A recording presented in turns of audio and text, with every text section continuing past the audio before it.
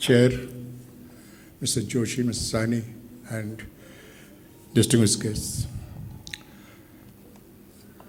Coming after two very competent speakers late on a Friday evening, the task is very, very difficult. And I also find another quandary that I agree with both the speakers partly and I differ with them partly. So it's a question. The question is that if topic of today's discussion is online radicalization, but because the question has come in, I will be touching radicalization and then come to online radicalization and what possible way we can deal with it. But before I go there, I will just respond to one query which you made and you answered. The growth of ISIS in South Asia, Pak region and here is more in the nature of acquisition and merger of companies, because the factions of Taliban going over to ISIS and then when they are dissatisfied with Taliban or coming out of ISIS fold when they don't find. And Mr. Sani is also right that what we see in Bangladesh, largely some of the old elements are changing their levels. But at the same time, there are new elements which are emerging. So the story is both true and false. We have to recognize that today in South Asia, India, Pakistan of course is in a different league by itself, and Bangladesh, radicalization is taking place. In India also it is taking place.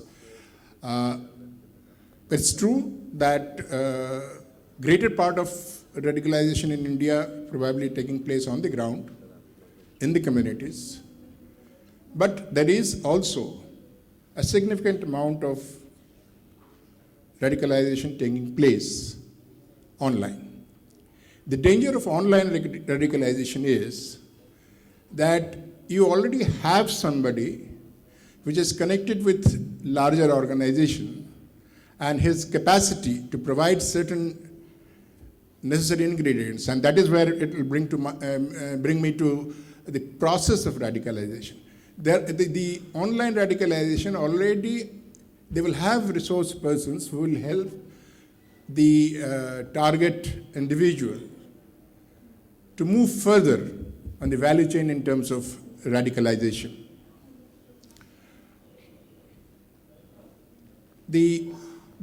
As you know, there is no agreed definition of radicalization so far. There are various definitions, but there is no agreed definition, like we do not have an agreed definition of terrorism. In fact, in analysis and academic literature, this was hardly mentioned before early 2000. Which answers probably one observation made by Mr. Sani, that it is figuring more importantly from early 2000 in the analytical literature about terrorism and various things. We can understand that. But point is, it is a complex process. The path of radicalization is also not identical in all cases. There is no single template through which they go. Broadly, one can say there are 4 stages. First stage is when the individual becomes aware. Now, a person can become aware of the ideology when he comes online, or he could also be a person who is already aware because he is in a community or in a family where he's become aware, and when he comes online, then he's got greater freedom to approach and get in touch with other persons who are professing the same kind of ideology. Second is then he starts getting interested in ideology. This can also happen both online and thing. And it then comes that he accepts the ideology. The problem that I was earlier discussing, up to the point he is just mentally accepting the ideology, we have a problem which crime to fix him to. You probably have a section of law which you can put on the person who is exporting to him the ideology which is corrosive, which is hate-filled message, which is egging him to do some violence. But this gentleman here is in that zone. And then from acceptance, he has to then do something to come under the local FIR kind of a network. But that is where I think the earlier, this thing that we need a tremendous rethink about the kind of legal structure we have for various cybercrime, including radicalization. Because the way it is moving, you will have more and more difficulty because some of the service providers on the internet are gradually putting themselves beyond the reach of the law of nations. This tendency has begun. It may become a little more pronounced. Now, if we do not have, then we have certain measures that we can do. First, one of the most popular is to ban or deface the site from where this is emanating. And I agree with Mr. Joshi that that is hardly the solution because he moves on. In fact, one analyst has put it that the social media came into use by the jihadi terrorists more and more when their main websites were getting disfigured. And they have also moved onto the dark web in a greater proportion once they are functioning on the main internet that we see becomes more and more difficult because there were government action. So if this is happening, then your blocking or defacing the site will not work beyond a point. Second is, where do you send, who sends the counter narrative? If counter narrative is the answer, then we have to very, very carefully think that, that who is sending the counter narrative from the side of the government, because the credibility of the message as well as the messenger, both are important in this case. So if they are being sent from people associated with the government or being sent under a overall rubric of, say, prevent this thing of the UK government or something, it loses its value in the eyes of the person who's being targeted through this counter message. But counter messaging is one area which needs to be done. Here in India, fortunately, we have from within the community certain voices emerging. And they're quite strong. They may not fulfill our desired level of this thing, but they are protesting. The problem is that if we have to combat radicalization, it cannot happen top down. It must happen at the local level and move up and meet the other policy level decisions that are being, like for instance, Conference of Imams or major Maulanas who have given certain decisions or expressed their opinion about jihad not being, particularly the ISIS ideology not being an acceptable Islamic form. This has to meet somewhere. This can only happen. So here, at this point, we are probably moving away from the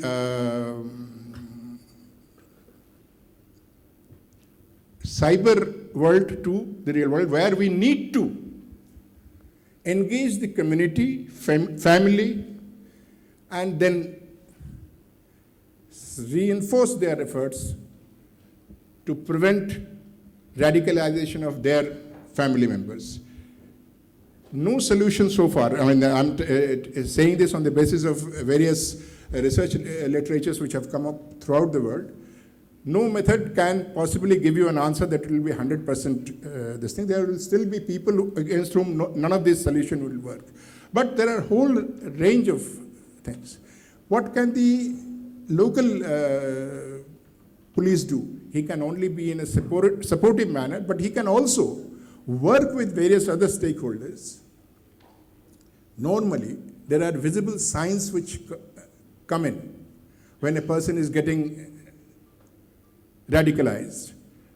There are changes in his behavior which comes in, which are noticed. In fact, this was also seen in the latest California, where they did start showing signs weeks before the event. But these signs were not noted. So we need to actually create, on the basis of studies, I do not think in India we have done systematic academic study of people who have been radicalized. That's one of our weaknesses.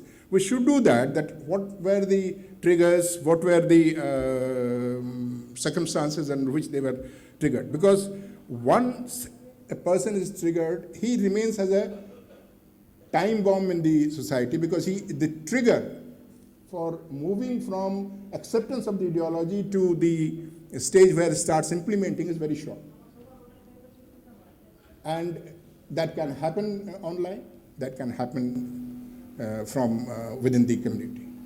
Next issue that I would like to flag here is, in almost all these cases, whether it is online or it is not online, radicalization in the final stages would need a social validation and will also need a facilitator. Like, for instance, the persons who went from here to Islamic State, they did get a facilitator.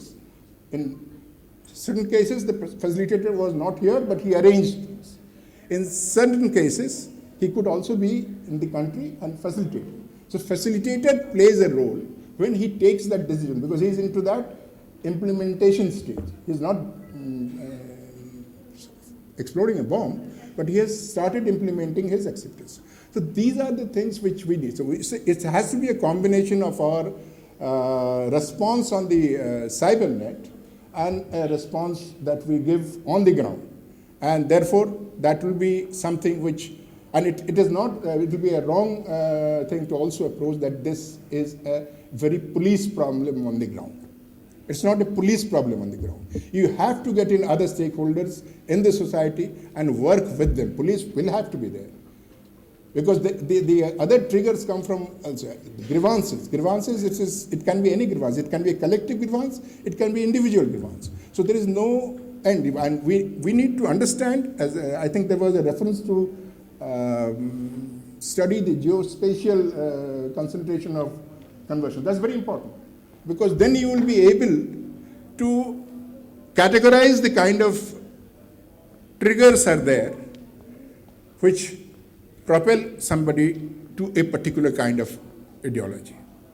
Now, we need, therefore, a greater degree of serious research at this stage so that we can prevent such radicalization coming place. We are fortunate. We still have much lower figure of people who have, I'm not saying they are not radicalized individuals, they are lower figure of people who have moved on to the implementation stage. But there are a much larger number of people who are available. Use of social media. It's not that they are using social media now.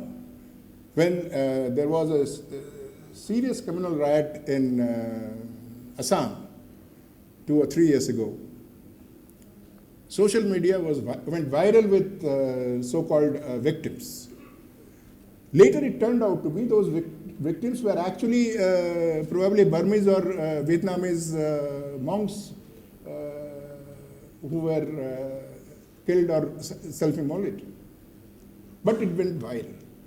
It created such a lot of panic. Similarly, a similar thing had happened when firing took place outside a particular rally arranged by Raza Academy in Mumbai. From there also it went viral. So use of social media has been there. So the presence on the social media of, what should I say, strategic communication which places the correct version is an important aspect, so that it gets countered right in the beginning. I think most of these points have been covered by others, but for me, there are one or two debates I think is very necessary. One is that today everybody admits that in the digital world, cyberspace, we are virtually exposed. They know everything about us because whatever equipment we use, whatever electronic items we use, they're sending out data every day about us. Then we heard in the morning the Internet of Things will reach a figure of 50 billion. And these are devices which have sensors which will talk to each other. So the enormous amount of data about our personal habits, our geolocations, all this is already there and in the hands of most of the providers are not based in India. I leave it to legal experts to understand the legal complications. I had mentioned during conversation that we had one death accidental in Germany through a robot. We had another injury or death in Maruti factory here in India. They are accidental so far, but these can also become software-induced incidents. What will be then the way to go forward in terms of prosecution, in terms of this thing? So we need to rethink the way we are looking at our, I was quite worried after I heard Mr. Pravan Duggal when he explained the ambivalence of law. So we need also a debate that